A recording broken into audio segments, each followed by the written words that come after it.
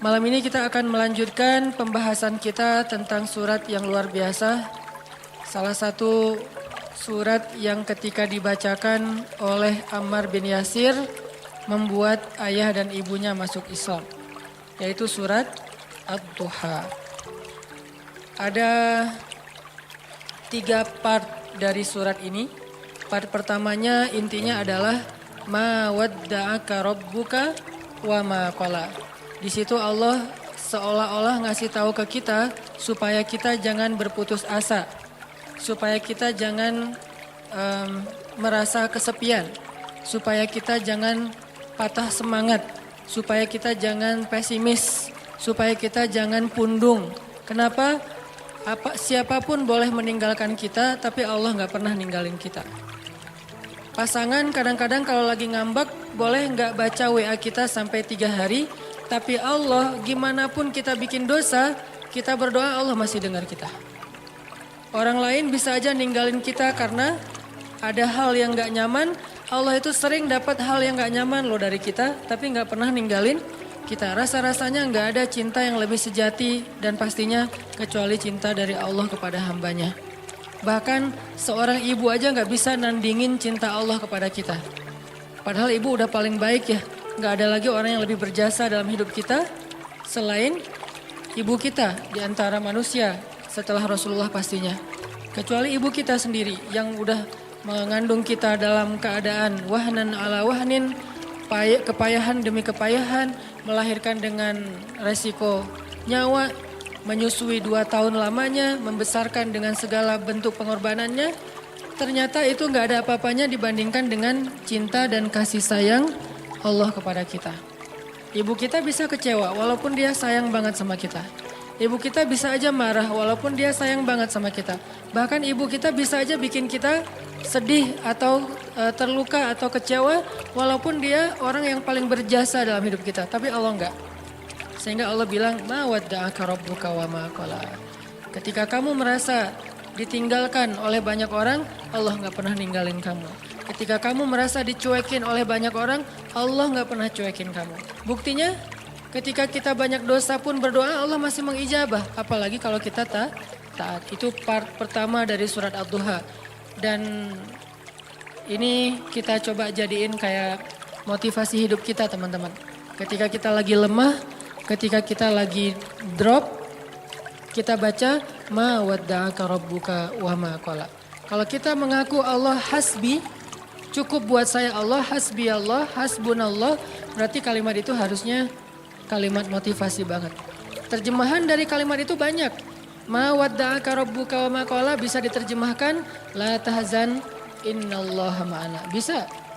Ma wadda'aka rabbuka wa ma qala bisa diterjemahkan dengan kalimat fa inna ma'al usri yusra. Ma wadda'aka rabbuka wa ma qala bisa diterjemahkan inni ma'akuma asma'u wa ara. Aku bersama kamu berdua wahai Musa dan Harun, asma'u wa ara.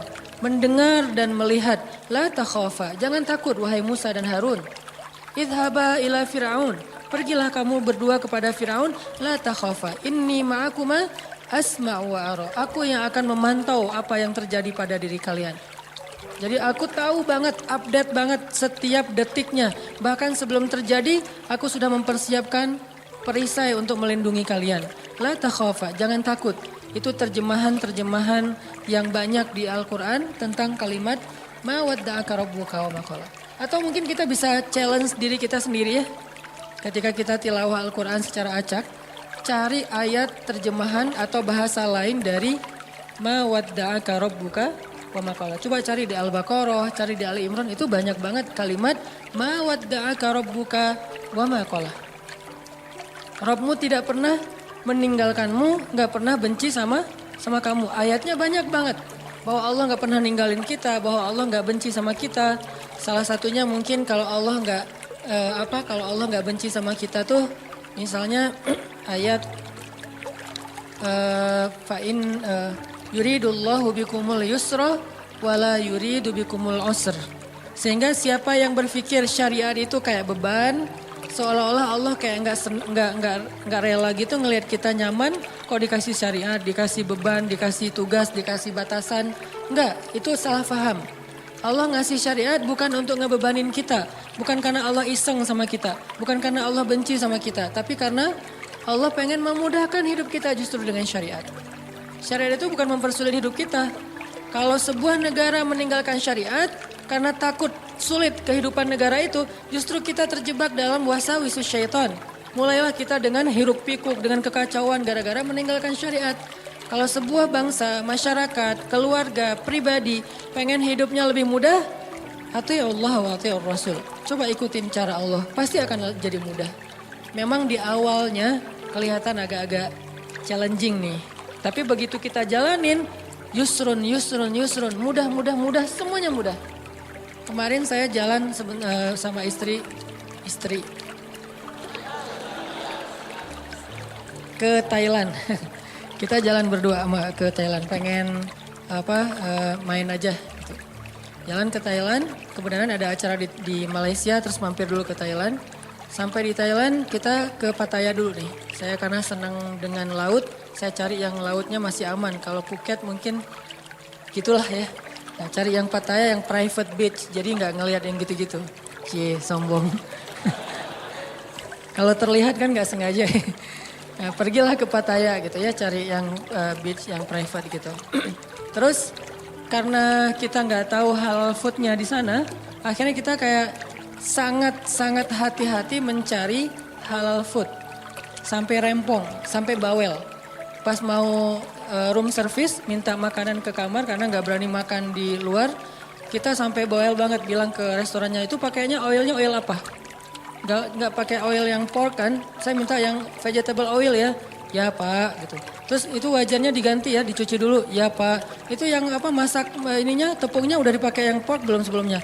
Ya bisa kita bikin yang baru Pak. Sampai mereka sebel banget gitu kan karena banyak banget permintaannya. Padahal pesannya cuma nasi goreng.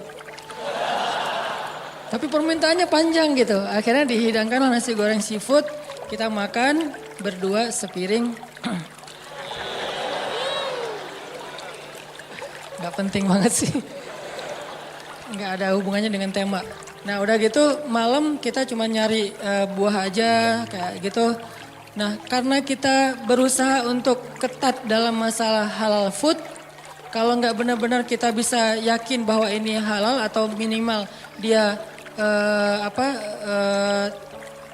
aman gitu. Maka kita gak akan berani. Ini berusaha lah belajar. Taat, kecil-kecilan. Bukan hal besar sebetulnya. Tapi justru saya ngeliat di sini hal kecil dihargain sama Allah. Kalau hal besar apalagi kan ya. Hal sepele kayak gitu doang. Allah langsung kayak ngehargain gitu. Ini bukan karena saya soleh. Tapi karena saya mencoba untuk meniru orang soleh. Akhirnya mendapatkan janji yang Allah janjikan kepada orang soleh. Sayanya belum soleh. Tapi karena meniru orang soleh. Dapat juga nih yang dijanjiin Allah kepada orang soleh. Udah ketat seharian kita makannya susah banget. Nah besoknya mau ke Bangkok, hari kok belum pesan hotel. Tadinya udah pesan lewat travel agent tapi cancel. Tadinya ada satu jenis hotel yang di pusat kota dekat dengan tempat pembelanjaan nemenin istri. Ternyata dari travel agent itu katanya nggak dapat. Oke, cancel. Saya pesan pakai online, pesan nyari yang dekat dengan hotel itu. Entah gimana caranya Allah ngarahin saya untuk ngeklik satu hotel yang saya juga nggak tahu speknya kayak gimana. Pokoknya udah aja ini aja deh. Yang paling dekat walaupun ada beberapa pilihan. Ambil hotel tertentu namanya, gak usah disebut. Mahal Ci. Sombong. Ya gitu deh pokoknya ada namanya lah ya. Nah pas sampai di Bangkok kita masuk ke hotel itu lagi check in. Tiba-tiba ada teman lama saya nih orang Bandung. Dia istrinya lagi lewat jadi hotel sama kondonya itu bersebelahan. Dia ternyata tinggal di kondonya.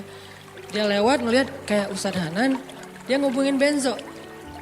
Benzo cuma angkat tangan, lihat ke atas. Itu namanya Benzo, masih Jovisa. Nah Benzo dihubungin Benzo tanya ke saya, Ustadz lagi di hotel ini di Bangkok loh. Kok Benzo tahu? Kan saya nggak ngasih tahu siapa-siapa. Nggak, tadi ada teman yang ngeliat Ustadz, dia kayak ragu gitu, bener nggak? Oh iya bener, kenapa? Dia ngajak Ustadz nanti malam cari makan halal dan Thai banget gitu. Alhamdulillah berarti kemarin susah dikit, Sekarang Allah kasih jalan keluar. Bukan hanya itu, ternyata hotel yang saya pilih itu dia udah halal restoran. Untuk breakfast tuh aman, udah halal. Karena susah kan nyari hotel dengan sertifikat halalnya di sana. Tanpa kita ketahui ternyata Allah arahin kita ke hotel yang gak perlu bawel lagi untuk room service-nya. Karena dia udah halal restoran. Ditambah lagi diajak sama teman saya untuk makan yang halal food tapi Thai banget, enak. Ditraktirin itu yang paling enak. Nih saya berpikir kalau saya lebih cepat atau lebih lambat 1 menit aja pas check in, kan saya nggak bakalan ketemu dengan istrinya. Sehingga kita nggak berpapasan, nggak saling tahu. Allah yang bikin timingnya pas banget. Dia jalan lewat depan hotel, saya masuk check in, dia ngelihat ke saya, terus dia ngubungin Benzo ngubungin ke saya, pas dapat wifi karena ngandelin wifi banget kan di luar negeri teh. Irit gitu. Dapat wifi, saya langsung balas. Qadarullah malamnya dimudahin, akhirnya kita jalan, makan, halal, enak, bukan murah, gratis. Jadi saya teringat, wa may yattaqillaha yaj'al lahu makhraja wa yarzuqhu min haitsu la yahtasib wa may yattaqillaha yaj'al lahu min amrihi yusra wa may yattaqillaha yukaffir anhu sayyi'atihi wa yu'dhim lahu ajra. Itu janji Allah. Siapa yang taat sama Allah, Allah kasih jalan keluar. Ini jalan keluarnya. Siapa yang taat sama Allah, Allah kasih rezeki yang tidak terduga-duga. Ini rezeki yang tidak terduga-duga. Akhirnya ketemu teman orang Bandung yang udah tinggal di sana. Siapa yang taat sama Allah, Allah mudahin urusannya. Jadi mudah kemana-mana digayat. Siapa yang taat sama Allah, Allah gugurkan dosanya. Berharap kayak gitu dan dilipat gandakan pahalanya. Berharap juga kayak gitu. Ini artinya hal sepele gini aja Allah hargain. Karena faman ya'mal mithqala dzarratin khairan yarah. Pasti Allah bales. Ma wadda'aka rabbuka wa ma qala. Jadi Allah tuh nggak pernah absen teman-teman, nggak pernah offline, nggak pernah kelewat gitu. Aduh ada yang kelewat nih nggak sempat di like. Kalau kita kan kalau terlalu banyak nge-following, akhirnya udah ketutup deh, ketimpa sama yang baru posting gitu. Kadang-kadang karena saking banyaknya kita nge-following, pasangan sendiri nggak pernah di like. Kenapa? Dia posting, ketimpa lagi. Kok kamu nggak pernah nge-like postingan aku? Emang kamu posting? Kamu gitu banget ya sama aku? Akhirnya rame gitu kan ya. Padahal kita nggak ngelihat, soalnya ketutup sama postingan yang baru-baru. Allah nggak pernah gitu. Allah nge-following semua hambanya, bahkan lebih dekat daripada urat lehernya. Wa huwa ma'akum aina ma kuntum. Bersama dengan kalian, membersamai kalian dimanapun kalian berada. Tapi ketika kita post adegan-adegan kehidupan kita, nggak pernah ada yang ketimpa dan kelewat sama Allah untuk di like, untuk di komen, untuk di repost. Bahkan Umar di repost oleh Allah di Al-Quran kata-katanya. Ini artinya Allah la ta'khudhuhu sinatun wala naum. Kulla yaumin huwa fi sya'an. Ma wadda'aka rabbuka wa ma qala. Ini jadi penyemangat teman-teman. Gak usah khawatir untuk taat. Kita bikin dosa aja Allah masih maafin kita. Apalagi taat, Allah pasti akan menghargai kita. Itu part pertama dari surat Ad-Duha.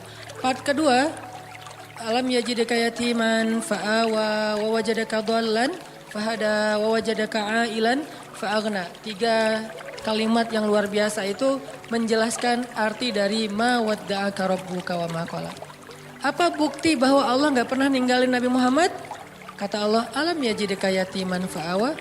Bukankah dulu kamu lahir dalam keadaan yatim? Lalu Allah kasih naungan?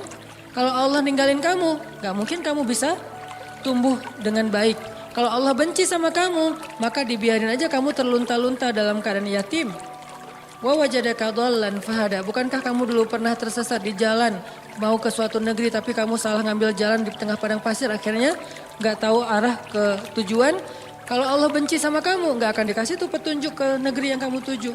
Nggak akan diarahin kamu untuk sampai kepada destinasi yang kamu tuju. Bukti Allah ma wadda'aka rabbuka wa ma qala. Alam yajidaka yatiman fa'awa wa wajadaka dhallan fahada wa wajadaka ailan fa'aghna. Nanti kalau kemarin saya bahas alam yajidaka yatiman fa'awa versi Nabi Muhammad, yang belum kebahas itu versi Nabi Musa ya. Versi Ibrahim, versi Ismail, versi Isa, versi Yahya, versi Maryam. Itu semuanya ayat-ayat tentang kisah-kisah tentang alam yajidka yatiman ya Maryam. alam yajidka yatiman Yahya, alam yajidka yatiman Isa, alam yajidka yatiman Ibrahim, alam yajidka yatiman Musa, alam yajidka yatiman. Semua hamba-hambanya fa'awa, Allah kasih naungan. Baca kisah-kisah Al-Quran untuk memahami maksud alam yajidka yatiman fa'awa. Terutama kisah Yusuf. Alam yajidka yatiman fa'awa. Yatim gimana? Yatimnya Yusuf. Yatim di dalam sungai, di dalam sumur. Gak punya siapa-siapa. Ayahnya gak tahu di mana keberadaan anaknya. Kakak-kakaknya udah gak peduli dengan adiknya. Yatiman fa'awa. Fa'awa pertama ditemukan oleh para musafir. Fa'awa kedua masuk ke dalam istana. Dan seterusnya dan seterusnya. Alam yajidka yatiman fa'awa. Insya Allah nanti kita lanjutkan lagi pembahasan surat Ad-Duha ini. Ini bukan cuma tafsir ya teman-teman, tapi ini tadabbur. Saya berusaha untuk menganalogikan dengan kehidupan kita supaya kita bisa menjadikan ayat itu sebagai motivasi hidup kita. Barakallah, kita lanjutkan setelah salat Isya. Bismillahirrahmanirrahim. Teman-teman yang dirahmati Allah Subhanahu wa taala, kita lanjutkan pembahasan kita tentang surat Ad-Duha. Alam yajidka yatiman fa'awa wa wajadaka dhallan fahada wa wajadaka ailan fa'aghna. Kalimat alam yajidka yatiman fa'awa itu adalah kalimat pembuktian. Seolah-olah Allah ngomong ke kita tuh gini, kamu gak ingat dulu ketika kamu pernah gini siapa yang nolong kamu? Emangnya kamu gak ingat dulu ketika kamu pernah terpuruk siapa yang buat kamu bisa survive? Ketika kamu hampir celaka siapa yang menyelamatkan kamu? Ketika kamu gini siapa yang menolong kamu dan seterusnya. Jadi alam di sini Allah pengen ngingetin kita. Jadi kalimat alam adalah kalimat permintaan dari Allah supaya kita ingat-ingat lagi nih pengalaman hidup kita. Ada yang pengalamannya sampai ekstrim, second life misalnya, hampir celaka terus bisa selamat. Ada yang pengalamannya masalah hutang, ada yang pengalamannya hampir bunuh diri tapi nggak jadi gara-gara diputusin. Ada yang macam-macam kan pengalaman orang mah ya. Nah itu kalimat alam yajidka yatiman. Yajidka itu Allah mendapati kamu dalam status nggak ada apa-apa sebetulnya. Kita tuh awalnya nggak punya apa-apa, bukan siapa-siapa. Nggak bermodalkan apapun. Allah yang fa'awa, fahada, fa'aghna. Itu terjadi kepada kehidupan kita masing-masing. Kalau dalam bahasa kisah Nabi, fa'awa di masa Abdul Muthalib, fa'awa di masa Halimah, fa'awa di masa Abu Thalib, dan fa'awa di masa Khadijah. Ini semuanya bentuk-bentuk fa'awanya Allah kepada Rasulullah SAW. Kalau kita terjemahin ayat itu dengan kisah Nabi Musa, alam yajidka yatiman fa'awa, itu bisa teman-teman temuin di surat Toha dan surat Al-Qasas. Nanti di dalam surat-surat itu Allah ngejelasin tentang gimana dulu Nabi Musa dihanyutkan ke Sungai Nil. Walaqad mananna 'alaika marratan ukhra idh awhayna ila ummika ma yuha an qadhifihi fit tabut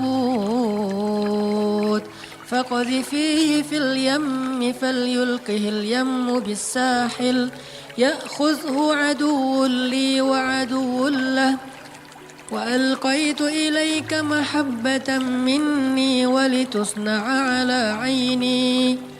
Ketika Allah mengilhamkan kepada ibu Musa, wahai ibu Musa, hanyutkanlah bayimu di Sungai Nil kalau pengen selamat. Pengen selamat, jangan kamu simpan di rumah, jangan kamu rawat sendiri, jangan kamu bawa lari ke hutan. Hanyutkan ke Sungai Nil. Supaya selamat dari siapa? Dari Firaun. Ini perintah Allah.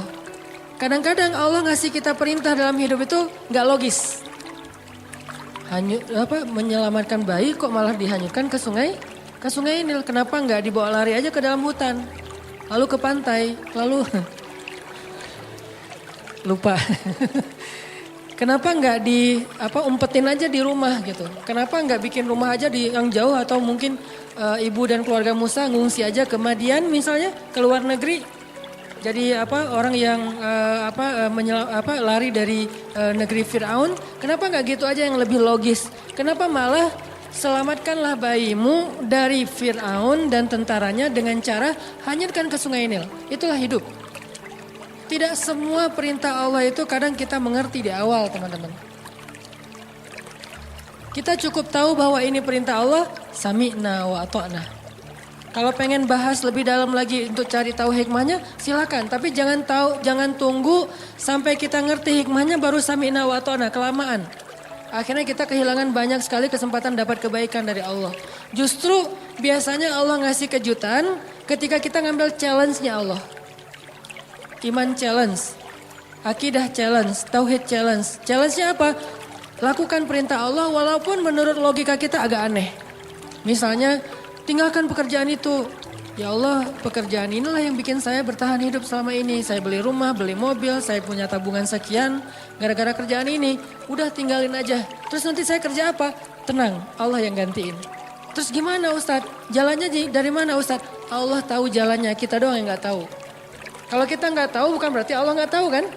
Kita yang gak tahu, Allah tahu. Karena Allah alimun, basirun, khabirun.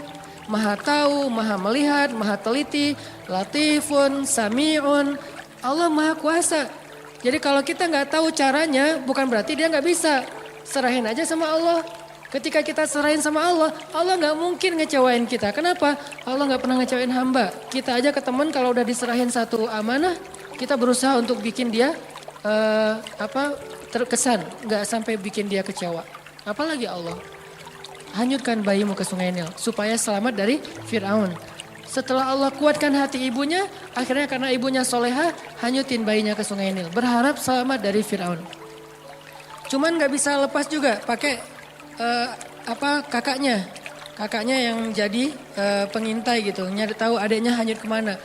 Ngalir, bukannya ke negeri yang jauh, bukannya ke Sudan kayak atau ke luar negeri kayak kan Sungai Nil itu membelah berapa negara ya, bukan sampai ke luar negeri.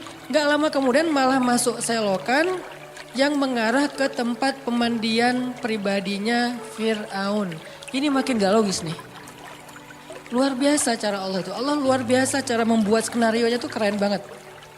Masuk ke selokan itu, kakaknya Musa makin khawatir. Gimana dengan adik? Dia masuk ke selokan itu. Langsung dilaporin ke ibunya. Di surat Al-Qasas dikisahkan ketika ibunya tahu Musa hanyutnya ke dalam selokan yang mengarah ke pemandian khusus Fir'aun.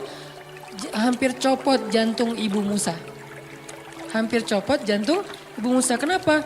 Bisa dipastikan bayi ini akan ditemukan oleh para dayang-dayang Fir'aun. Dan kalau ketahuan Fir'aun pasti akan dibunuh.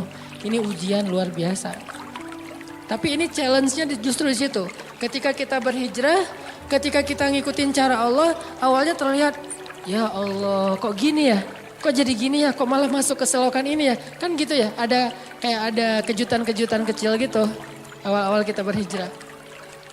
Baru aja kita halalin putusin. Akhirnya putusin, dia langsung jadian sama orang lain. Kan itu berat banget ya. Dia kayak mudah banget gitu move on dari kita. Padahal kita mutusin itu cuman gertak doang biar dia mau halal gitu. Siapa yang takut kata dia. Akhirnya jadian sama orang lain. Itu tuh berat banget. Saya tahu rasanya. Jadi masuk ke selokan itu. Udah gitu ke sungai kecil. Ditemuin sama dayang-dayang Firaun dikasih kepada istri Firaun. Qadarullahnya Allah udah kasih persiapan bahwa istri Firaun belum punya anak. Sehingga ketika dibuka tuh tabut, keranjang yang ada bayi Musa dibuka dilihat oleh istri Firaun. Allah bilang di surat Toha, wa alqaitu ilaika mahabbatan minni. Aku masukkan untukmu cinta dariku. Maksudnya apa? Tiba-tiba istri Firaun jatuh hati kepada bayi Musa. Siapa yang bikin dia jatuh hati? Allah. Sebagaimana Halimatus Sa'diyah jatuh hati kepada bayi Muhammad untuk menyusuinya secara gratis, begitulah istri Firaun jatuh hati kepada bayi Musa dan mau mengangkatnya sebagai anak tanpa bertanya siapa dan dari mana asal usulnya. Wa alqaitu ilaika mahabbatan minni. Gini cara Allah nolong hambanya. Fa'awanya tuh Allah datangkan orang yang mencintai kita. Tiba-tiba ada aja yang anggap kita kayak keluarga barunya. Pernah kan kita merantau, tiba-tiba di perantauan kita nggak kenal siapa-siapa, dapat keluarga yang sebetulnya dia nggak kenal dengan kita, dia nggak tahu background kita, basic kita dari mana asalnya. Pokoknya dia tiba-tiba kayak sayang aja gitu sama kita. Saya di Mesir juga gitu, tiba-tiba ada aja orang Mesir yang sayang sama saya sehingga dianggap kayak anak angkatnya. Kamu kalau butuh apa-apa bilang ya, kamu kalau butuh apa-apa bilang. Setiap awal bulan, dan beliau siapa? Profesor lah gitu, dosen Al-Azhar. Kan banyak banget kemudahan gara-gara ada dosen, profesor, senior. Kayak Allah jadikan tertarik kepada saya, senang. Kamu kalau butuh apa-apa bilang ya. Terus pas awal bulan dapat gaji langsung datengin. Nah, kamu udah beli buku? Belum, kasih aja. Udah sih, cuman kayak kurang aja gitu kan ya. Belum, oh ini beli buku. Kasih beli buku. Terus kalau dia lagi panen, di Mesir itu namanya adas. Adas itu kayak kacang hijau kita tapi warnanya oranye. Jadi fungsinya kayak kacang hijau menghangatkan tubuh, bagus, biji-bijian. Kalau lagi panen adas, dia langsung bawa beberapa karung ke rumah tuh. Nih adas buat kalian, panen anggur, panen apa, segala macam buah-buahan di kebun dia tuh dibawa ke rumah kita. Kenapa? Wa alqaitu ilaika mahabbatan minni. Allah yang bikin dia jatuh hati kepada orang ini. Sehingga akhirnya istri Firaun langsung jatuh hati kepada bayi Musa. Firaun enggak, karena Allah sudah mengunci hatinya. Bukan karena Allah mengunci hatinya, belum sih. Karena hatinya keras, maaf salah. Jangan disensor. Karena hatinya keras. Karena Allah gak akan mengunci hati seseorang sebelum Allah utus Nabi kan. Karena hatinya keras, jadi dia gak akan bisa disentuh dengan cinta. Firaun tetap marah kepada Musa yang masih bayi. Ini pasti nih anak Bani Israel yang dibuang supaya gak terbunuh nih. Gua bunuh nih sekarang. Jangan-jangan kata istrinya Firaun dan dia ngebujuk suaminya dengan manja gitu. Gak pakai cantik sih, manja doang gitu. Akhirnya Firaun gak jadi ngebunuh Musa. Selamat Musa di satu adegan. Udah gitu gak lama kemudian Musa lapar. Musa kehausan.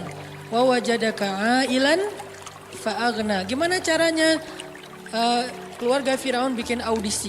Siapa yang bisa menyusui bayi Musa dikasih dinar, dirham, emas, perak.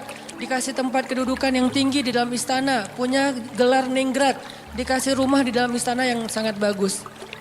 Dari sekian banyak perempuan-perempuan yang ingin menyusui Musa, semua ditolak sama Musa. Karena kenapa? Allah mengilhamkan kayak gitu kepada bayi ini. Padahal kan sebetulnya kalau bayi polos biasa aja asal ada yang nyusuin kan dia nyusu ya. Tapi Allah mentakdirkan Musa gak boleh nyusuin ke ini. Di antara sekian yang banyak audisi, yang terakhir justru yang diterima. Kenapa? Allah yang nentuin. Jadi gak masalah, ada yang datang pertama sebelum kita bawa alfat, bayarin aja. Kalau Allah gak mengikat hatinya, pasti ditolak. Walaupun modalnya, uang, apa segala macam. Enggak, tenang. Abu Bakar datang ngelamar Fatimah, ditolak sama Nabi. Kurang apa coba Abu Bakar? Tajir, soleh. Kan ideal banget ya. Ada yang soleh, gak tajir. Ada yang tajir, kurang soleh. Tajir, soleh. Tajir soleh, Abu Bakar ditolak. Datang Umar, tajir soleh, kuat, cowok banget, ditolak juga. Ali awalnya, aduh Abu Bakar aja ditolak, Umar aja ditolak, apalagi saya nih. Akhirnya kayak Ali cuma ngelewat doang depan rumah Nabi, lewat lagi. Dipanggil sama Nabi, Ali kenapa? Enggak ya Rasulullah gitu. Ali kamu pengen menikahi Fatimah? Terserah sih. Akhirnya Nabi yang ngelamar Ali dalam bahasa ininya ya, adegannya. Walaupun secara resmi nanti Ali yang ngelamar Fatimah. Nabi kayak yang nawarin kepada Ali. Kenapa? Allah yang bikin kayak gitu. Jadi gak usah pesimis. Yang penting minta kepada pemilik hati. Ya Allah kan hatinya bukan milik dia, milik engkau. Jadi saya mintanya ke engkau aja ya Allah, bukan ke dia. Nanti setelah engkau baru dia. Sehingga pas kita datang kayak bukan tipe dia banget, bukan standar dia banget. Tapi buat Allah kita standar dia banget. Buat dia kita enggak banget. Enggak masalah kan? Yang penting buat Allah kita banget lah. Begitu kita datang dia enggak bisa bilang enggak. Kok saya ngomongnya iya ya? Pengen bilang enggak tapi enggak bisa gitu. Ya udah deh, ya aja. Jadi aja. Setelah itu Allah masukkan hub cinta sehingga dia mencintai kita mencintai dia karena Allah Subhanahu wa taala dan itu mubarak, diberkahi. Itulah istri Firaun. Akhirnya Musa tinggal di situ. ibunya tinggal di situ, kakaknya, tetehnya tinggal di situ, AA-nya tinggal di situ. Siapa AA-nya Musa? Harun. Semuanya sekeluarga tinggal di situ. Ini namanya alam yajidka yatiman fa'awa. Allah yang bikin skenario kayak gitu. Ismail juga kayak gitu. Kemudian Yahya alaihissalam juga kayak gitu. Maryam juga kayak gitu. Alam yajidka yatiman. Maryam kan lahir nggak punya ayah. Bukan nggak punya ayah. Ayahnya udah wafat kan? Imran sama anak yatim perempuan lagi itu. Siapa yang fa'awa Maryam? Wa kaffalaha Zakaria. Zakaria yang mengawakan Maryam. Dan Zakaria cinta banget sama Maryam. Walaupun itu adalah ponakannya, tapi seperti putrinya sendiri. Dan Zakaria adalah sebaik-baik orang yang merawat Maryam. Walaupun ayahnya soleh banget, tapi ada yang lebih daripada ayahnya. Ayahnya orang soleh, Zakaria nabi. Sehingga Allah ingin Maryam ini dirawat bukan oleh ayahnya yang soleh, tapi oleh pamannya yang nabi, yaitu Zakaria. Ini cara Allah teman-teman. Sehingga itu menjadi bukti ma wadda'aka rabbuka wa ma qala. Andalin Allah aja deh. Kita mau hijrah, kita mau ganti kerjaan, kita mau dapetin pasangan, kita mau punya anak, kita mau. Udah bilang aja sama Allah. Ada mau apa aja bilang aja sama Allah. Selama yang kita inginkan itu kebaikan, Allah malu untuk gak mengabulkan keinginan kita. Gak mungkin gak dikabulkan, pasti. Kenapa saya bilang pasti? Allah sendiri mengatakan, ujibu da'watad da'i idza da'an. Kalau ada yang berdoa sama aku, curhat sama aku, ujib. Aku pasti akan nge-replay, akan ngerespon, akan ngejawab, akan nge-read. Gak mungkin enggak. Pasti dibalas sama Allah SWT. Kalau teman, pasangan, geng gak ngebalas WA, biasalah itu. Tapi kalau Allah gak mungkin enggak. Pasti di-read langsung dibalas sama Allah. Cuman balasnya Allah apa? Kadang dibalas dengan yang sama persis dengan yang kita minta. Kadang dibalas dengan yang lebih baik dari yang kita minta. Yang enggak dikasih yang sebaliknya yang buruk dari yang kita minta. Nggak mungkin. Kalau nggak sama lebih baik. Antara dua itu. Dan dua-duanya untung. Alam yajidka yatiman fa'awa. Nanti wawajadaka dhallan. Wawajadaka dhallannya Nabi. Mungkin teman-teman pernah dengar penjelasan dari Ustadz Abdul Somad. Saya pengen membandingkan aja. Kalau Nabi kasusnya kayak gitu. Pernah tersesat di sebuah perjalanan dari Mekah ke daerah Syam. Kemudian Allah tunjukkan jalan supaya sampai ke kota yang dituju. Nah kalau Nabi Musa pernah juga tuh. Kapan? Pas Nabi Musa gak sengaja ngebunuh orang Mesir. Orang Mesir berantem sama orang Bani Israel. Cuman orang Mesirnya kayak zalim gitu. Dia terlalu sombong. Akhirnya didorong sama Musa meninggal kan. Walaupun Musa gak sengaja sih. Dorong, kamu apa-apaan sih? Mati kan? Musa juga kaget. Kenapa nih? Gitu.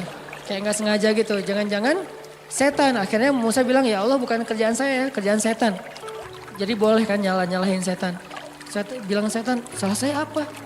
Ya salah kamu setan gitu. Ya. Akhirnya meninggal. Musa lari karena dia membunuh orang Egyptian, orang Kipti. Lari kemana? Gak tahu kemana. Cuman berdoa, ya Allah beri saya petunjuk dalam perjalanan ini.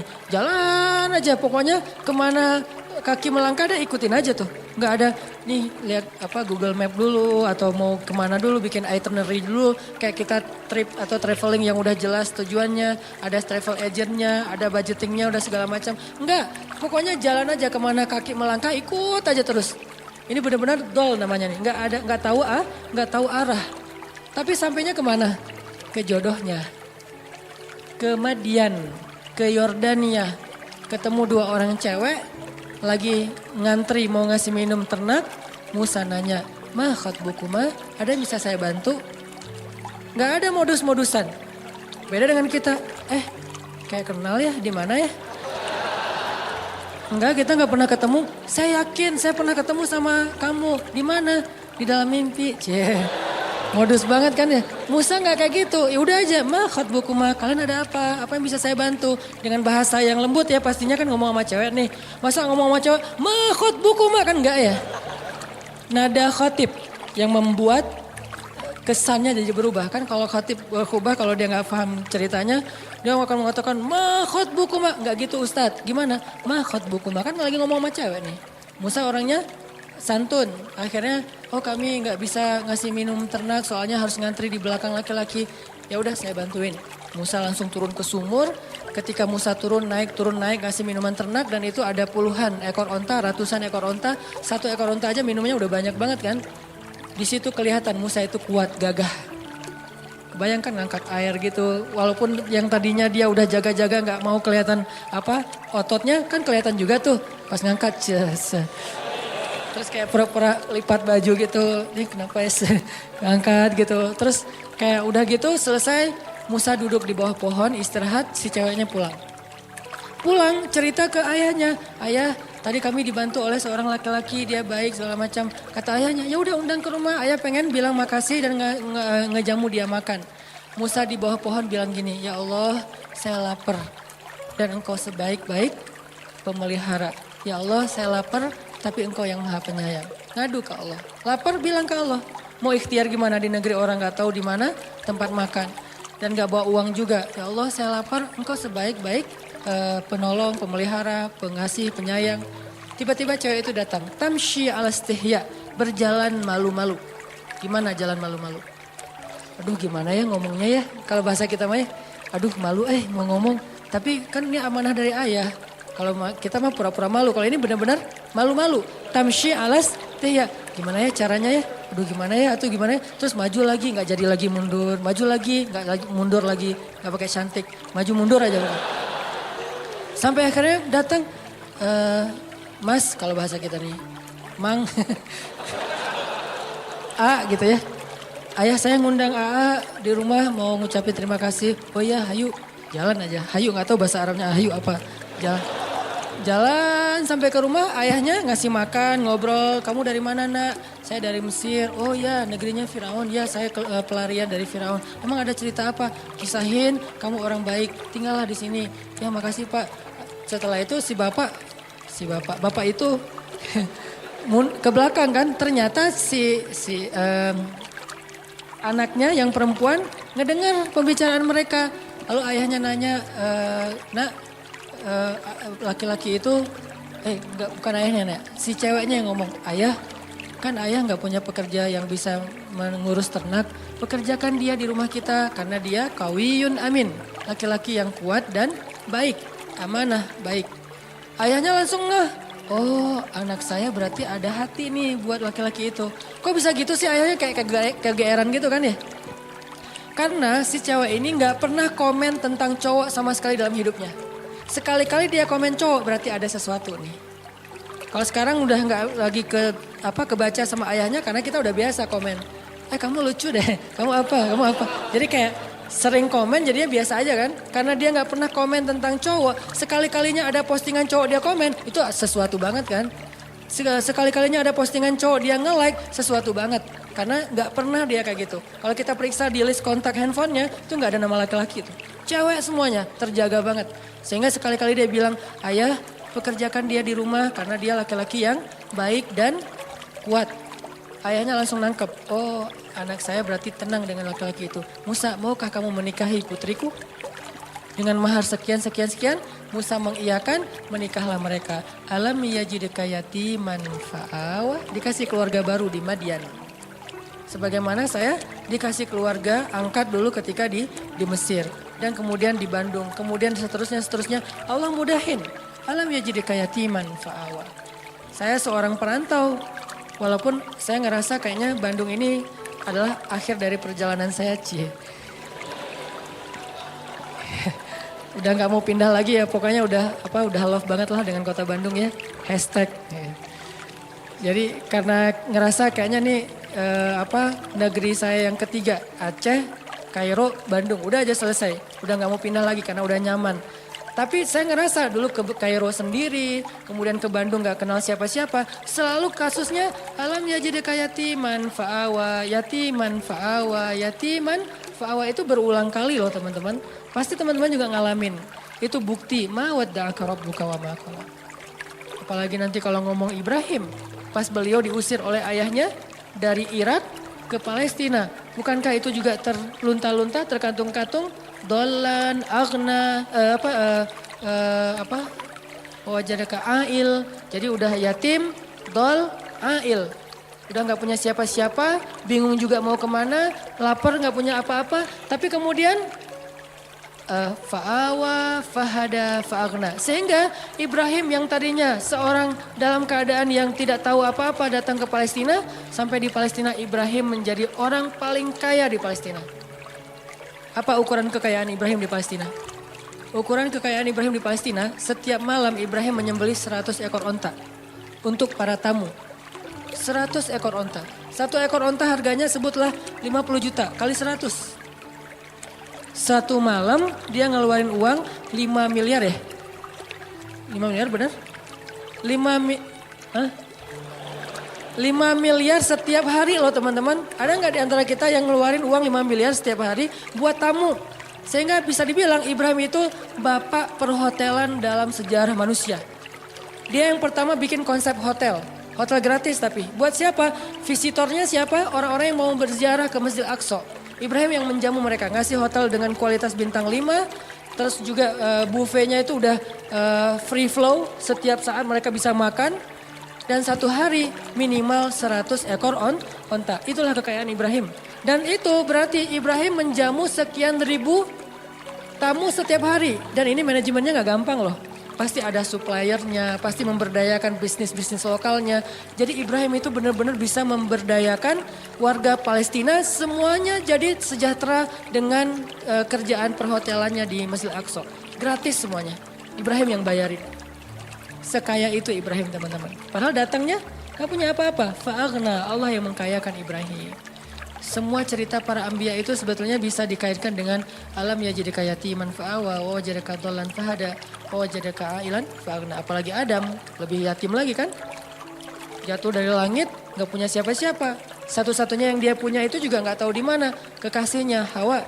Bagaimana caranya? Allah yang menunjukkan mereka sehingga ketemu setelah sekian tahun mencari akhirnya ketemu juga. Nah ini artinya teman-teman ma wadda'aka rabbuka wa ma qala. Part ketiga yang akan kita tuntaskan malam ini.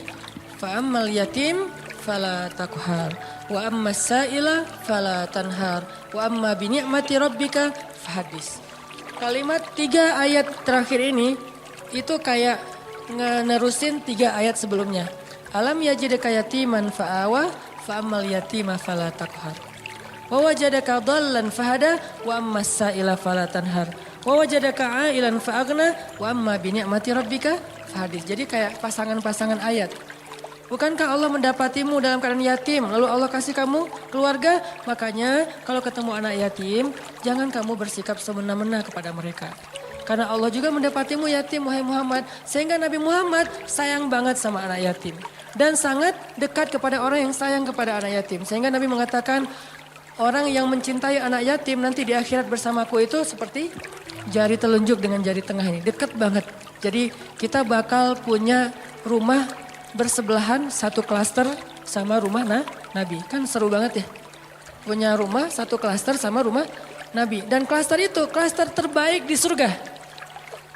Yang satu butir debunya lebih mahal daripada dunia dan seisinya. Bukan 1 meter tanahnya. 1 butir debunya lebih mahal daripada dunia dan seisinya. Enggak ada lagi klaster wilayah tanah yang lebih baik daripada klasternya Nabi nanti di surga. Dan siapa yang sayang kepada anak yatim, yang sangat peduli kepada anak yatim di sini usia sebelum dia mampu berusaha. Kalau 25 tahun terus dia jomblo gitu, terus dia kayak gitu. Itu modus ya. Ustadz, dia tuh masih yatim loh. Ayahnya udah meninggal sekian tahun. Jadi saya kayak fa'awa gitu Ustadz. Ya boleh lah ya. Yang penting niatnya baik. Jadi siapa yang sayang sama anak yatim, nanti dia akan disediakan rumah satu klaster dengan Rasulullah SAW.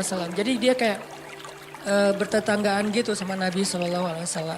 Ketemu sama Nabi, duduknya di sebelah Nabi. Ketemu sama Nabi, duduknya satu majelis sama Nabi. Ini fa'ammal yatima fala taqhar. Jangan semena-mena sama anak yatim. Dulu di zaman Nabi ada cerita seorang sahabat namanya Abu Lubabah. Abu Lubabah ini punya pohon korma di sebelah rumah anak yatim. Tapi dia gak rela gitu kalau kormanya dimakan sama anak yatim. Korma yang udah jatuh. Sehingga suatu hari anak yatim lagi makan korma jatuh. Dari mulutnya diambil sama Abu Lubabah. Ini bukan punya kamu, ini punya saya. Dilaporin ke Rasulullah. Terus Rasulullah nawarin, ya Abu Lubabah, kamu mau gak punya kebun di surga yang pohon kormanya kamu berjalan di bawah naungannya 100 tahun belum keluar dari dahannya. Saking gedenya pohon korma di surga. Mau gak kayak gitu Abu Lubabah? Mau ya Rasul, caranya gimana? Wakafkanlah pohon kormamu untuk anak yatim. Gimana ya Rasul, itu pohon korma kesayangan saya banget. Itu saya ada kenangan gitu. Maaf ya bukan gak mau. Dia kayak beralasan gitu gak mau nyerahin pohon kormanya untuk wakaf anak yatim. Akhirnya Nabi gak maksa orangnya. Ya udah gak apa-apa, pergi aja. Tiba-tiba datang sahabat yang lain namanya Abu Lubabah. Dia bilang, ya Rasulullah, ada apa Abu Lubabah? Tadi saya mendengar Rasulullah nawarin sesuatu kepada Abu Dahdah yang kedua. Ada apa Abu Dahdah? Saya tadi dengar Nabi nawarin sesuatu ke Abu Lubabah. Tapi dia nolak. Ya memang kenapa? Kalau saya ngambil itu boleh nggak ya Rasulullah? Boleh, siapapun. Kebaikan itu untuk siapa aja. Ya udah tunggu ya Rasulullah. Langsung dia pergi ngejar Abu Lubabah. Ya Abu Lubabah, ya Abu Lubabah. Abu Lubabah nungguin. Ya Abu Dahdah, ada apa? Kamu tahu kan kebun kurma saya di Madinah? Siapa yang tidak tahu kebun kurma milik Abu Dahdah? Satu kebun kurma ada 600 pohon kurma. Mata air sendiri, ada vilanya, luas banget kebunnya. Dan kebun itu paling subur. Yang lain panen setahun 2 kali, yang ini 3 kali setahun. 4 bulan sekali panen. Teman-teman kalau mau berhitung, satu pohon kurma sekali panen itu lebih dari 100 kilo. Satu pohon. Satu dahannya aja udah berapa puluh kilo kan. Itu satu pohon lebih dari, sebutlah yang paling kecil 100 kilo. 1 kilo harganya 500 ribu. 500 kali 100. Capek. Itu satu pohon. Dan Abu Dahdah punya 600 pohon. Jadi sekali dia panen korma itu puluhan M loh keuntungannya. Sekali panen. Dalam setahun dia panen 3 kali. Ratusan M dalam setahun. Kata Abu Dahdah, wahai Abu Lubabah, kamu tahu kan kebun kurma saya? Tahu, siapa yang gak tahu kebun kurma Abu Dahdah terkenal di Madinah. Mau gak kita barter? Kamu kasih pohon kurma kamu yang di pojok rumah anak yatim ke saya kasih kebun saya ke kamu. Bukan pohon, kebun. Kata Abu Lubabah, yang benar, kamu gak lucu deh ininya, candanya. Nah ini mah dialog dari saya. Terus kata Abu Dahdah, saya serius. Beneran. Ya udah, ayo. Langsung transaksi jadi deal. Mereka kemudian pergi ke rumah anak yatim. Wahai anak yatim, kata Abu Dahdah, mulai sekarang pohon ini Bapak wakafin buat kalian. Makanlah sesuka kalian dari korma yang ada di pohon ini. Kemudian gak lama kemudian dia ngajak Abu Lubabah ke kebunnya. Istrinya lagi bersih-bersih gitu. Kata Abu Dahdah, wahai istriku keluarlah. Ini sekarang bukan kebun kita lagi, sudah aku jual. Istrinya kaget, kamu jual ke siapa wahai Abu Dahdah? Kamu untung gak? Kata suaminya, untung banget. Ke siapa sih kamu jualnya? Ke Allah. Kata istrinya, itu baru untung. Itu baru perniagaan yang besar. Itu baru hebat. Istrinya ini soleha banget. Coba kalau kita ngomong gitu ke pasangan kita, kira-kira digapain? Didoain ya. Semoga kamu cepet. Ini istri yang soleha. Ini buat cewek-cewek ya. Kadang-kadang suami itu kalau lagi semangat, kadang-kadang kan suka nggak mikir ya, kasih aja. Nah kalau dia lagi gitu, tapi tetap ada batasannya juga. Cuman dengan kualitas iman Abu Dahdah dan istrinya itu emang luar biasa, inspiring banget. Istrinya malah bahagia, ya saya udah keluar. Wah sekarang jadi milik siapa? Abu Lubabah, silakan Abu Lubabah. Mereka pergi meninggalkan kebun itu sama sekali nggak nyesal.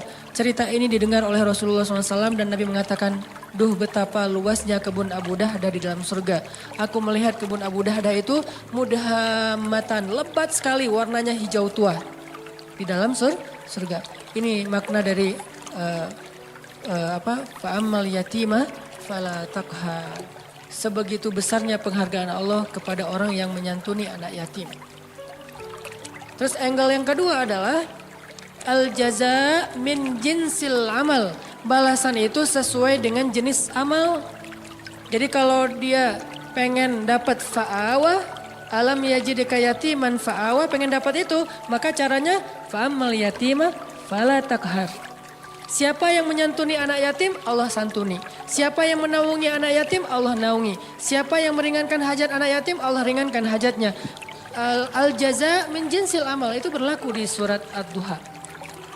Jadi itu bukan kaidah fikih akal-akalannya ulama. Karena ulama ketika membuat sebuah rumusan fikih atau persepsi fikih itu berlandaskan pemahaman mereka terhadap ayat dan hadis kan. Ayatnya salah satunya fa'ammal yatim fala takhar. Hasilnya alam yajidka yatiman fa'awa. Wa ammas sa'il fala tanhar. Kalau ada orang yang nanya, karena ada dua tafsir nih. Ada yang bilang sa'il di sini orang yang meminta pertolongan, ada yang bilang sa'il di sini orang yang nanya jalan. Kalau ada yang nanya jalan ke kamu, lalu kamu menunjukkan jalannya, maka Allah juga akan wa wajadaka dhallan fahada. Makin sering kita ngebantu orang untuk menemukan jalan, makin sering kita dengerin curhat teman kita, makin sayang Allah untuk dengerin curhat kita. Maka sabarlah mendengar curhat temannya. Walaupun kadang-kadang emang capek sih. Tapi sabarlah. Latihlah mendengar curhat teman sehingga kita jadi seorang suami yang mau mendengar curhat istri. Nanti ketika kita udah nikah, Neng mau cerita apa? Kayak semangat gitu kan ya. Iya tadi ada cerita sama teman-teman gini-gini. Kita jadi pendengar yang baik. Bukan langsung kita patahkan. Kenapa? Karena udah terbiasa di kos-kosan jadi tempat curhatnya teman-teman sekos-kosan. Sampai ibu kos juga curhatnya ke kita gitu. Iya itu yang kamar sebelah suka telat aja bayar kos-kosan. Ya bu. Saya juga gitu ya bu. Kamu gak apa-apa soalnya kamu udah dengerin curhat. Ya pokoknya jadi orang yang wa masaila fala tanhar. Jadi kalau ada orang yang nanya ke kita, minta pertolongan ke kita berusaha untuk membantu dia, Allah juga akan berusaha membantu kita. Contohnya Nabi SAW. Nabi itu kalau ada yang minta tolong gak pernah nolak.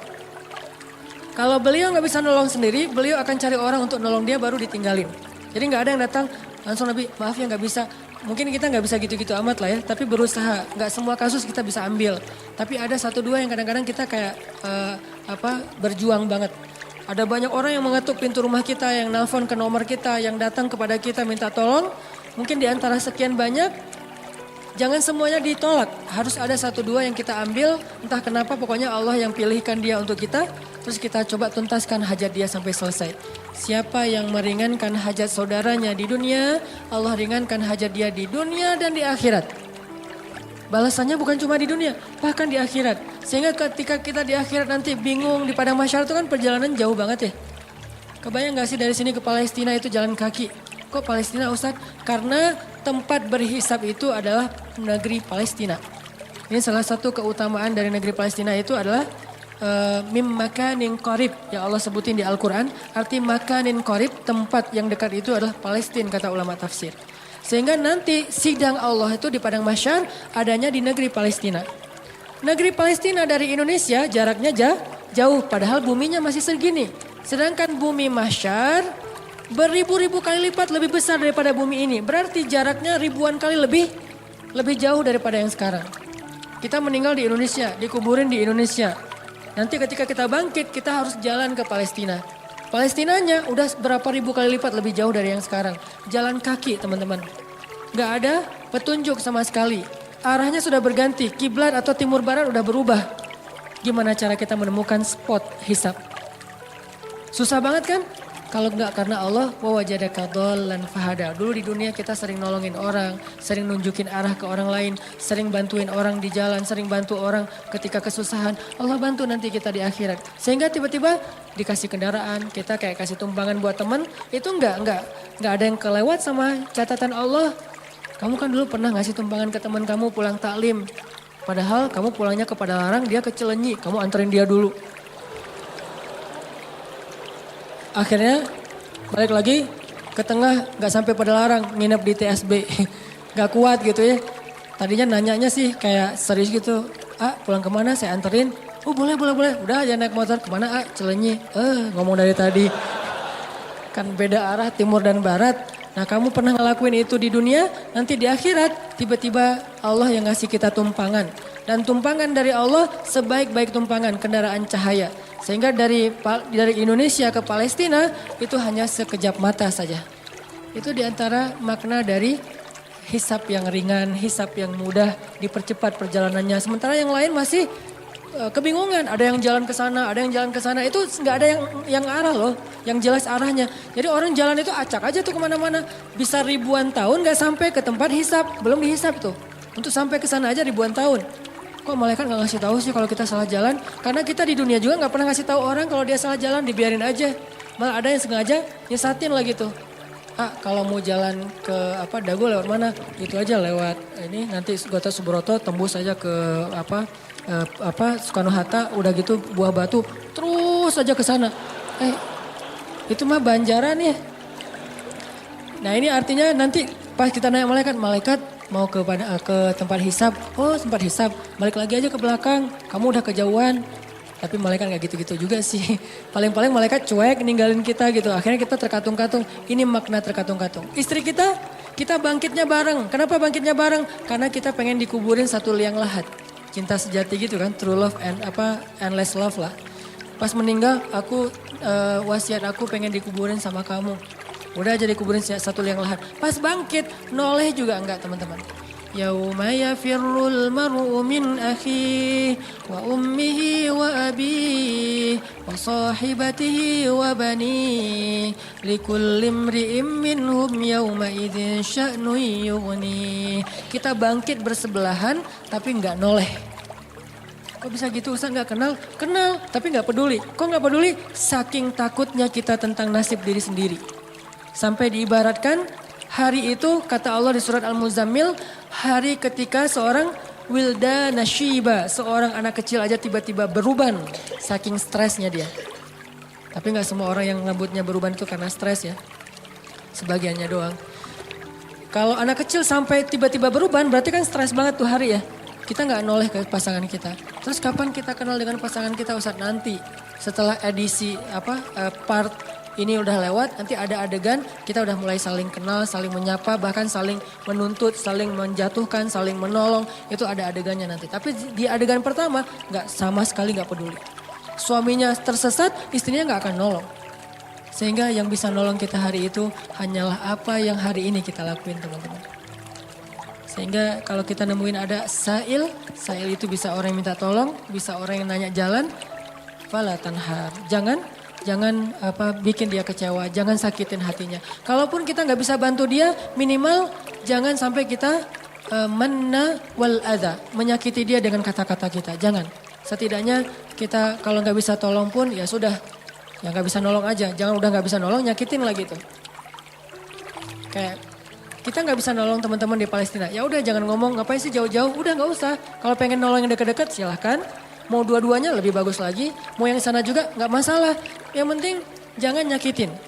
Jangan kita beranggapan bahwa yang di Palestina itu jauh nggak perlu ditolong, yang di Suriah itu jauh nggak perlu ditolong. Padahal kondisi mereka itu luar biasa memprihatinkan, bahkan dahsyat sekali keadaan mereka.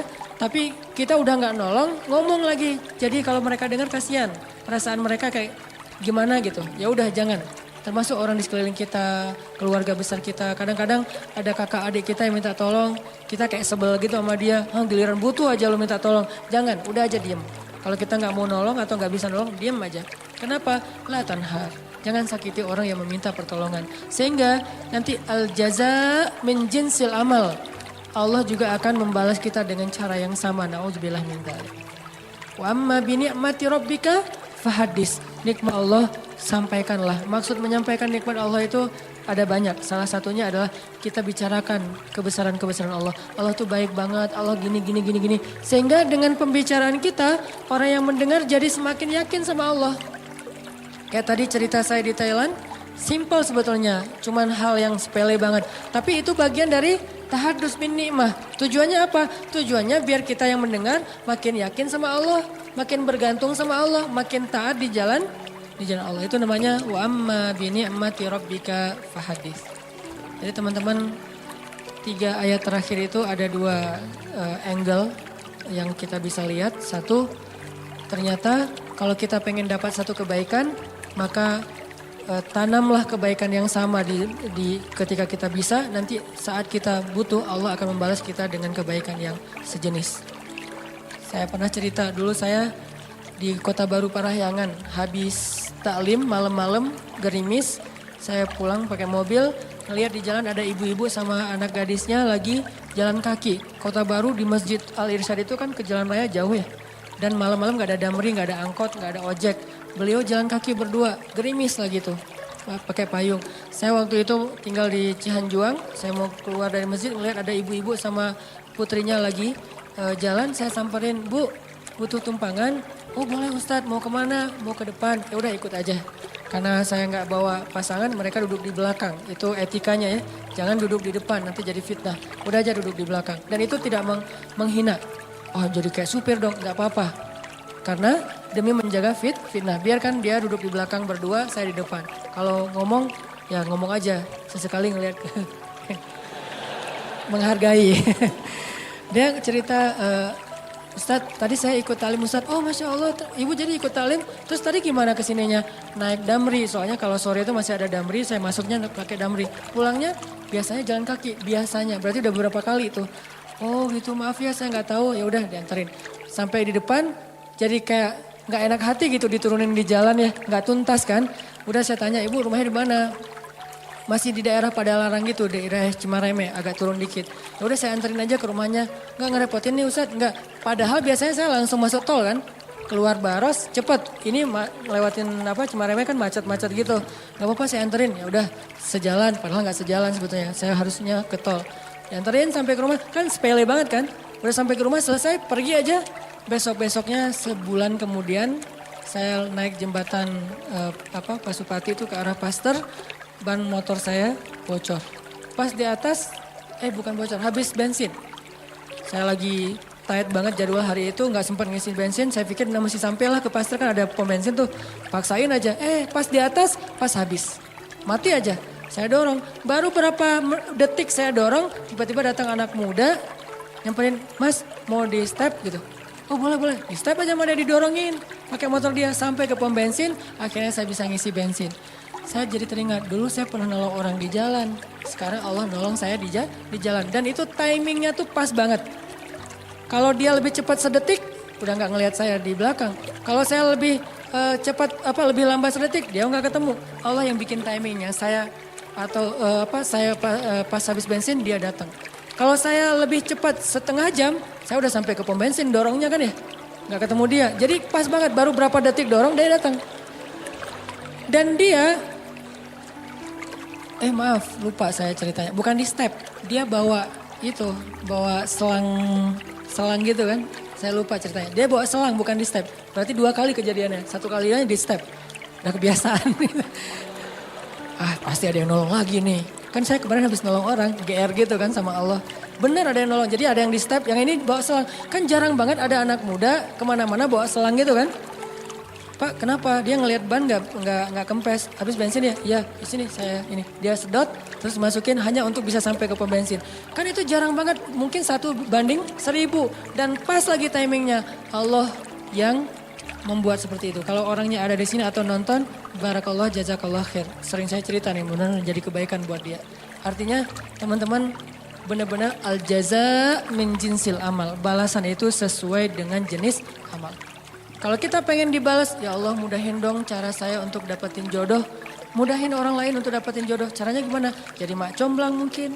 Atau nemenin dia curhat mungkin. Atau nemenin dia ngelamar mungkin. Kita yang jadi, Pak dia tuh sahabat saya banget. Saya kenal banget dengan dia Pak. Pokoknya aman lah Pak. Dia orangnya bertanggung jawab. Kita promoin dia. Sehingga nanti Allah yang promoin kita di orang lain. Pokoknya mau apa, cari amal soleh yang sejenis dengan itu. Saya pengen jadi orang kaya Ustadz. Ya udah. Tolong orang lain ketika lagi butuh modal atau apa, saya pengen nikah Ustadz. Ya udah bantu dulu temennya untuk mahar. Nanti Allah ganti mahar yang buat kita atau kalau nggak mahar mungkin hantaran. Karena kadang-kadang kan hantaran itu apa? Seserahan ya. Seserahan itu kadang-kadang lebih gede daripada mahar kan. Mahar anak saya sih nggak banyak dek. Soalnya kan kata Nabi mahar jangan tinggi-tinggi. Berapa Pak? Ya udah 1 gram aja. Oh tapi seserahannya ya berapa? 1 M juga nggak apa-apa. Si bapak teh. Seserahannya yang gede, jadi kita bikin stres gitu kan. Gak apa-apa, ambil aja.